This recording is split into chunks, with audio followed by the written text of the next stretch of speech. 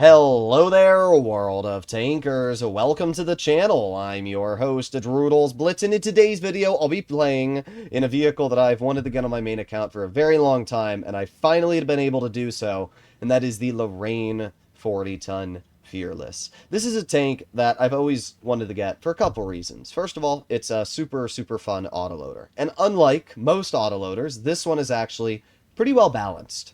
This tank has one big advantage over the base Lorraine 40-ton, and that is the fact it has a faster intraclip. This vehicle has a 2.3 second intraclip versus the 2.5 on the base Lorraine. That's a 0.6 second difference in dumping the entire clip. That's a big difference, and it allows this vehicle to be just that little bit more aggressive and get away with some sneakier moves. And I really like that about this tank, and it allows me to have a lot of fun. Take this Barask. 222 damage, okay. 239 damage. Let's fire again. Boom, 226, and boom.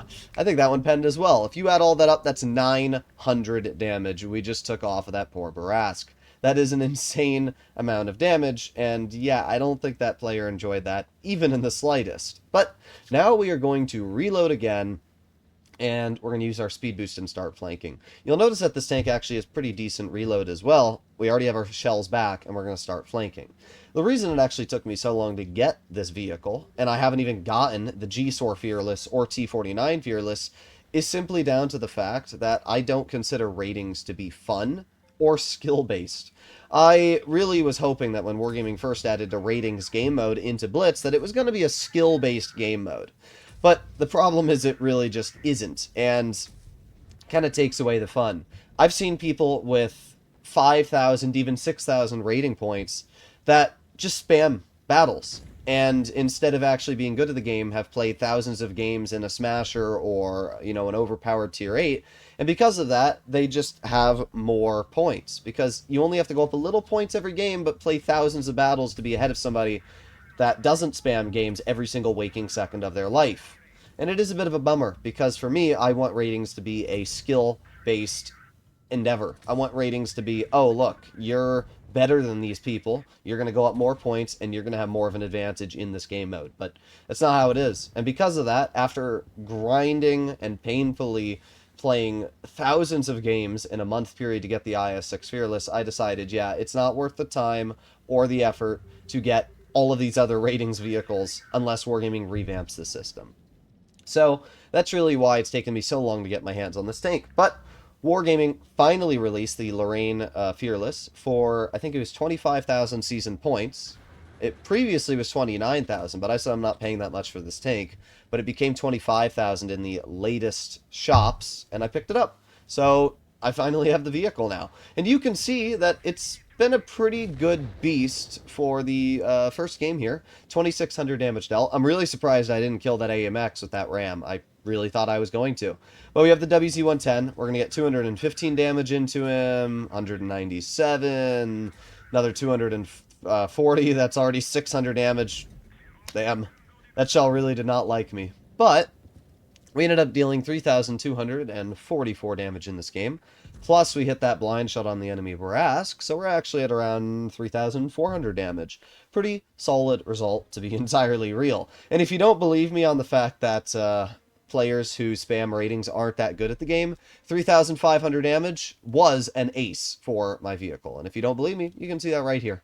That game was an ace. How that game was an ace, I simply do not know. I didn't get a lot of kills. I didn't even get that much XP. I got 1,200, which is the minimum ace bar. But it shows that people that are getting these vehicles are not actually that good at the game. They are simply spamming and abusing the rating system to get the rewards versus people that actually are skilled. It's a bit of a bummer, but that's how Wargaming decided to balance it, and that's how it goes. So let's take a look at another battle in the Lorraine 40-ton Fearless. This time we are on Himmelsdorf. You would think that this is a really bad map for a vehicle like this, right? We're up against a bunch of heavies as well. So ideally, what you want to do in this tank is flank. That's always what you want to do. Thankfully, I do have a tunmate in the Vickers MBT, so I have some support if things go south.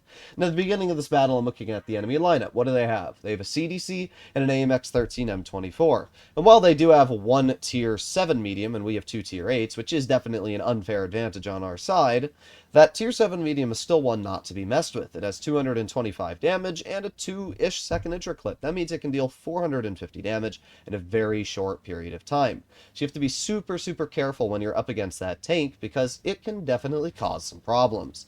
So let's see what we can do here. I'm going to move up, and we've got the SG-122 in mid, and I was like, oh, Rune! Oh, come on. Man, dispersion does not work with me all the time. But there's one, there's two, and three. SU completely taken out of the game. I mean, this thing has 900 clipping potential. That means you can take almost a full health tier, 7 tank destroyer and completely take it out of the game. And the AMX 13 M24 was AFK just until a few moments ago. So that's also really good because it means that player is not bleeding our team out or doing anything that's going to, force me to push. But our team is obviously not doing great. We have to go really quickly here and see what we can do. AMX 13's over there. All right, let's move up. Let's move up. 45 TP's getting shot. I'm going to try and cut off this AMX. I think that's going to be the best play. So I got one shell into his tank right now, and then I say, oh, that's the rear of a CDC. That's 2 shells over 500 damage, 3 shells, another 285. We just did over 1,100 damage in that clip there, adding in those high explosives. That's a pretty nasty chunk of damage. Now, I told my teammate, I said, let's take out this Caro. This tank is actually quite dangerous. It has pretty good DPM, and it's isolated. So we always want to take advantage of the players that are isolated. So I'm going to start aiming. There's 1 shell, 280 damage. 2 shells. Oof, this guy's getting absolutely savaged. I was hoping that the ram was going to kill him, but it literally did nothing. I don't know why this tank is so bad at ramming, because it weighs 40 tons, which I guess isn't that heavy, but you'd still think it's a big box it would be good at ramming, but it's really not. Currently, we are in a 3 versus 5, and you're probably thinking to yourself, yeah, this situation's not looking great, but there you go. The enemy IS-6 makes a bad poke and is now dead, so it's a 4 versus 3. I'm still pretty healthy, my teammate still healthy enough. I'm seeing if somebody's going to run through this little corner here. Obviously, there is something in base D, but they had to have gone wide, so realistically, that's probably the AMX 13 M24. I'm going to move over this way, but no, it's not the IS-6 anymore. It's the 45 TP. There's the IS-6. Oof. I don't love this situation right now. My teammate's getting heavily bled. The tank's just too tall and the hatch is too visible. It's not looking great. Alright, well, I do have a full health T25 too, and the T25 too has 3,000 DPM. A lot of people don't realize that, and oh boy, the AMX made a huge mistake. Drives into the worst spot possible, and because of that, I'm able to get a shell. My teammate's able to get a shell, and same with the T25 too. Now I'm going to move over to the IS-6. Even my gold can't pen the IS-6's upper plate, so we have to shoot for the lower plate. Damn, that shell did not like me, but we still get 2 shells into his vehicle. That brings him down to a 1 shot for anybody else on our team. Let's see if that T25-2 gets the clear. Nope, does not get the clear at the first shot. 10 more seconds, I'll be able to reload my clip though. See if we can get a little bit more damage out. Full speed! There's the IS-6. And bonk. Easy shell. Right into the roof for 58 damage. Another pretty good game. 3,200, a victory, and a really solid result for this vehicle. Actually, all the games I played in this tank were really fun, and I had a very enjoyable experience. We can see that this was a first class. We got 1,157 XP.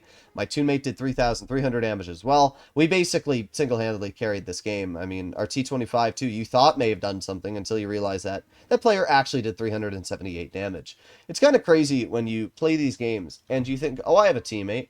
You got this full health T25 too, who you think has done things the whole battle. And then you look at the end of the game and you see they've done 350 damage. Like, where were you the whole game, my dude? What were you doing? It's questions that I always have to ask myself. But let's watch one more battle in the Lorraine. Let's see how this last game works out, because this one is actually a tier 9 battle. We can see there's a Tortoise, an IS-6, and an Object 704 on our team. The enemy team has, what do they have? A ATAC, Centurion 71, and an Eric. Ooh, those are really dangerous tanks. 3 tier 9 mediums on their team, and we get a Tortoise, a 704, and an IS-8. It's a great example of how, once again, the matchmaker just sucks. One team is all mediums. We don't have a single tier 9 medium on our team. That's a big advantage for the enemy. Mediums are the most influential, the most mobile. That's not a great situation for me. But let's see. I've spotted the WZ-111, and damn, so close to being able to get that shell out. All right, well, I'm going to head up here. What's funny is I told my teammate, I said, we've been getting these really annoying games we've been playing so far. We need to start playing weird. We need to start moving into situations where, we're not going to be rushed or things like that. So we play it to our advantage. We see the enemy team as mediums. I bait that WZ-111. I get 1, 2, 3 shells into his tank, and 4. 914 damage off of his vehicle. However, this is the downside of being an autoloader, right? I may have really, really good damage output, but now I have a Centurion 7-1 on my rear, so I can't back up. I actually don't even want to be pushed here. This is not a good situation, and I'm going to let my toonmate get the shell out. But what's funny is even though I deal 900 damage, I just lost 800 health. All of that damage I dealt was literally just lost in return. Now we get 1 shell into the enemy Centurion, 2 shells into the Centurion. Alright, not able to get any more. I start reloading my clip immediately. I've already dealt 1600 damage in this game, which is alright. I've done more damage than my tank's hit points, which is important. As long as you deal more than your tank's hit points, you can at least say you weren't a complete waste to your team. You've done what your worth is. But now we're going to reload. Ooh, I see an SU-101, but I'm spotted. I don't really like that. Well, I'm just sitting here. I'm just waiting for my camo to reset. I got the CDC. That tree just got knocked down because our 704 drove into it, which is really annoying because that removes my camo, so not going to poke the CDC anymore, but that's fine. We have the SU. I get 1 shell into his tank, 2 shells into his tank, dead. There you go. You can see that intro clip is really nice. I was hoping I could get a shell into the CDC, but the moment I realize I can't, start reloading again. We're currently at 2,200 damage, which is pretty good. We're going to chill and cover here. Enemy team only has 1 tier 9 left, which is the A-TAC. We have the Chisei and the CDC. 5 more seconds, I'll have another shell. My teammate's going to fire an HE into the rear of the Chisei, and it does no damage, which is a bummer, but I'm going to get 2. I'm going to get 3. And 4. Boom. That just put me up to 3,187 damage. Just like that, the only tank left is the enemy A-TAC, who's only at 330 health, and my teammate is going to get 1 shell into him and ram him for the kill. Well, just like that, we have another really good game. This tank is a bop, I have to say. It is an absolute bop. It is very skill-based, and if you're not great at the game, then this is probably not the best vehicle for you. Just because you're watching me do very well does not mean everyone's going to do very good in it. It requires a lot of skill, a lot of patience, and understanding of map knowledge to be able to flank and play properly. But as you can see, for the 4 games I've played in the vehicle, every single one was over 3,000 damage, and yeah, well, my average damage is a little bit lower than I like, because the first game I had, I got full health ammo racked, but there's nothing you can do about that. Either way, really fun vehicle. I have an absolute bop of a time in it. Let me know what you guys think in the comments, and I'll see you all in the next one. Bye-bye.